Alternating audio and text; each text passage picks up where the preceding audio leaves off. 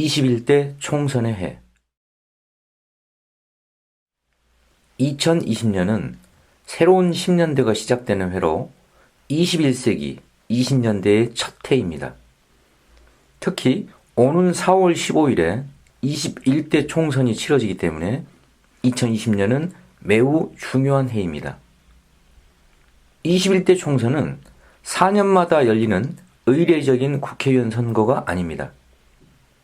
탄핵 촛불이라는 대중항쟁 이후 치러지는 첫 총선입니다. 대중항쟁은 대의제의 제도 정치가 제 기능을 발휘하지 못할 때 민중이 거리로 직접 나서서 자신의 요구와 이해관계를 직접 표현하는 집단 행동이며, 항쟁이 승리한 다음에는 표출된 민심을 대변하는 방향으로 제도 정치의 변화가 뒤따르는 법입니다. 그런 점에서 오는 4.15 총선은 32년 만의 선거입니다.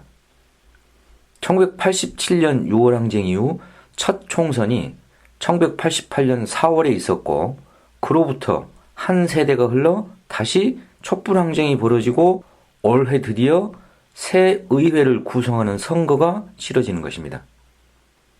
기억을 상기해 봅시다. 87년 6월 항쟁 이후 선거법이 개정되었는데, 그 전까지 한 선거구에서 2명의 국회의원을 뽑던 중선거구제에서 소선거구제로 바꾼 것이 핵심이었습니다. 1988년 4.16 총선 결과는 집권 민정당의 참패였고, 한국 정치의 지형이 구조적으로 바뀌었습니다. 민정당은 125석을 얻어 과반 의석 150석에 한참 모자랐고, 김대중의 평화민주당은 70석, 김영삼의 통일민주당은 59석, 김종필의 신민주공화당은 35석을 각각 얻었습니다.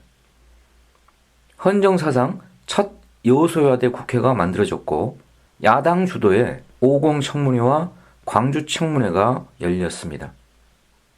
지난해 12월 27일 준연동형 비례제 도입과 만 18세 투표권 부여 등을 주요 골자로 하는 공직선거법 개정안이 국회 본회의를 통과했습니다. 개정된 선거법은 비례대표를 한 석도 늘리지 못했고, 연동률 50%에 캡 30석까지 씌웠기 때문에 선거제도 개혁이라고 말하기 어려운 수준이라는 비판적 평가도 있습니다. 하지만 득표율보다 과대 대표되어 온 거대 양당의 몫은 줄이고, 과소 대표된 중소정당의 의석은 득표율에 좀 더 근접하게 만들었다는 점에서 긍정적으로 평가할 만합니다. 선거 연령도 18세로 낮아졌습니다. 개정선거법에서 선거 연령을 내린 것은 참정권 확대를 위한 큰 진전입니다. 21대 총선에서 새로 투표권이 부여되는 18세 유권자는 53만 2천 명 정도입니다. 상당한 규모의 새 유권자가 유입되는 것입니다. 새 선거법은 입대와 혼인, 8급 이하 공무원 응시 연령 등은 모두 18세인데 선거 연령만 19세라는 불일치를 바로잡았습니다. 그동안 경제협력개발기구 국가 중 만 19세부터 투표권을 가진 나라는 우리가 유일했는데 그 오명에서도 벗어나게 되었습니다. 선거법 개정으로 구태의연한 양당 체제에서 탈피할 수 있는 기회가 생겼습니다. 1987년 이후 한국의 의회 정치를 지탱해온 소선거구 단순 다수 대표제에 기반한 양당제의 변화가 불가피해졌습니다. 연동형 적용 의석이 30석으로 제한적이지만 제도의 취지대로 운영된다면 중소정당이 여러 개 탄생할 수 있습니다.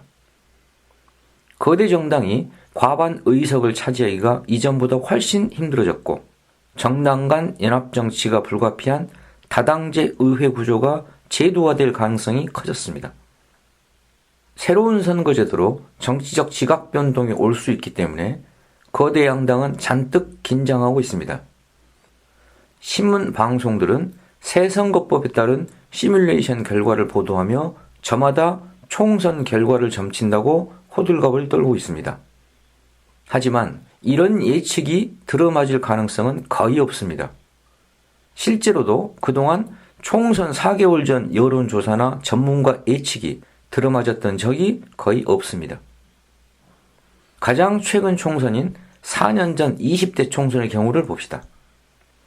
당시 선거를 앞두고 여론조사에서 새누리당이 계속 1위를 달렸고 제1야당이 더불어민주당과 국민의당으로 분열돼 1여 2아의 구도였기 때문에 새누리당이 완승할 것이라는 예측이 대세였습니다. 당시 언론의 판세 분석에 따르면 새누리당은 130석에서 150석, 더불어민주당은 80석에서 122석, 국민의당은 20석에서 40석이 각각 당선될 것으로 예측됐습니다.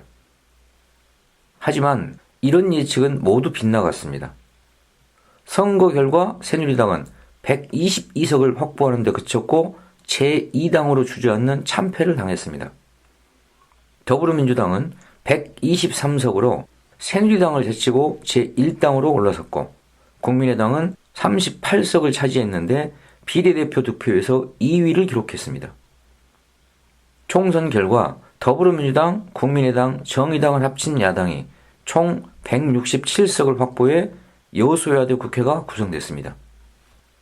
선거 전 새누리당 압승의 예측은 전혀 맞지 않았고 박근혜 정권은 총선 결과에 당혹감을 금치 못했습니다. 촛불항쟁 이후 행정부도 교체되었고 지방 권력도 바뀌었으나 입법부는 아직 예전 그대로입니다.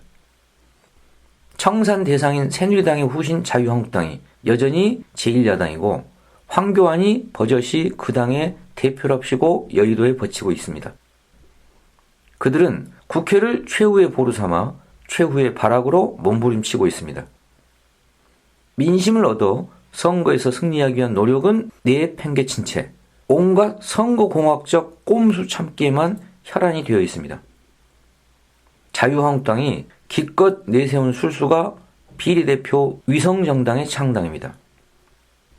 새 선거법을 기형적인 제도로 만들겠다는 수작입니다.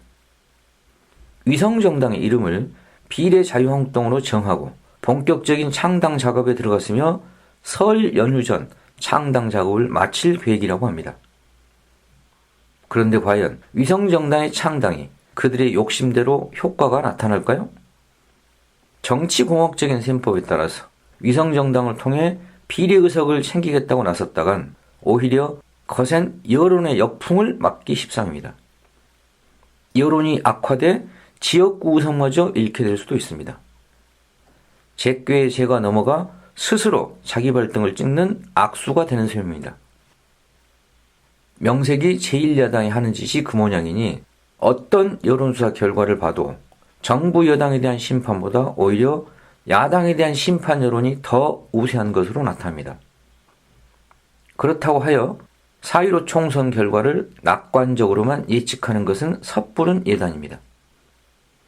역동적인 국내 정세, 그리고 정치 세력의 합종 연행 및 각 당의 공천 결과를 비롯하여 여러 가지 변수가 많이 남아 있습니다. 밑바닥 민심은 투표함을 열 때까지 누구도 단언하기 어렵습니다. 4.15 총선에 큰 영향을 미칠 결정적 변수가 무엇일지는 아직 알 수 없습니다. 지나치지 말아야 할 중요한 변수의 하나가 한반도 정세의 변화입니다.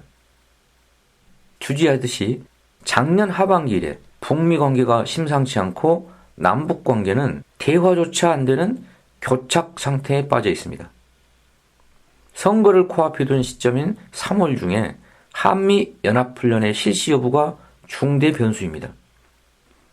최현수 국방부 대변인은 지난 2일 정례 브리핑에서 한미 연합훈련은 비핵화를 위한 외교적 노력을 군사적으로 지원하기 위해 한미 간의 긴밀한 공조화에 조정을 시행한다는 기존의 입장에 변함이 없다고 말했습니다. 3월 연합훈련 실시 여부에 대해서 말을 아꼈지만 연합훈련의 중단이 아니라 수위를 조정해 진행할 것이라는 말입니다.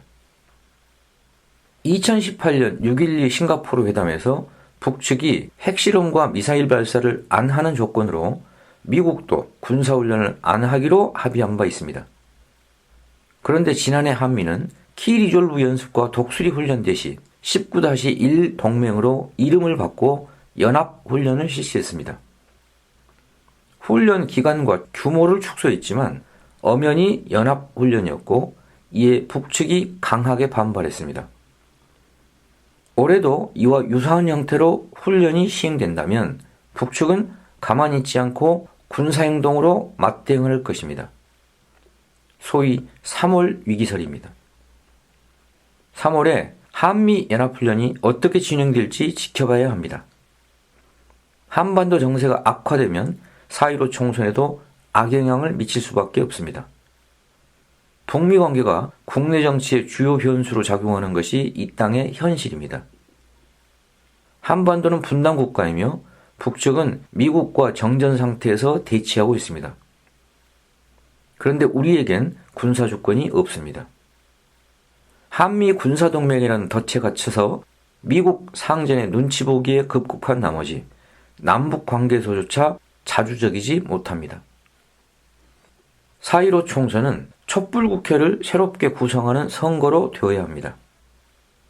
적폐청산과 사회개혁을 추진하려고 해도 제도개혁 없이 인적 청산만으로는 그 약점과 한계가 뚜렷합니다. 그것을 적나라하게 보여준 신뢰가 지난해 우리가 목격한 윤석열 정치검찰의 노골적인 반동적 행태입니다. 입법을 통하여 제도개혁이 뒷받침될 때 비로소 중단 없는 사회개혁이 가능합니다. 4.15 총선으로 입법부를 교체하고 제도개혁을 실현해야 합니다.